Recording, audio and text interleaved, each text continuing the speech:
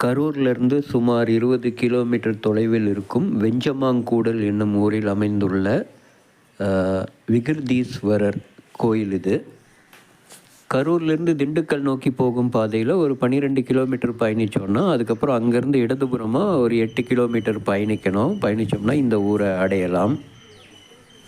மூலவரை கல்யாண விகிர்தீஸ்வரர் அப்படின்னு தான் அழைக்கிறாங்க. ஏன்னா இங்கே வந்து கல்யாண பிராப்தங்கள் கூடும் இந்த கோயில் வந்து வேண்டினா அப்படிங்கிற ஒரு தொன் நம்பிக்கை இருக்குது. இங்கே நிறைய திருமணங்கள் நடக்கும் போல்.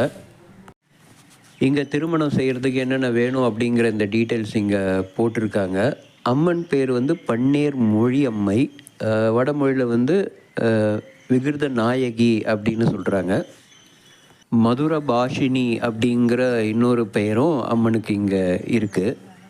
சுந்தரரால் பாடல் பெற்ற தலம் இது. கரூரில் இருக்கிற கல்யாண பசுபதீஸ்வரர் கோயில் கண்ட்ரோலில் இந்த கோயிலும் வருது.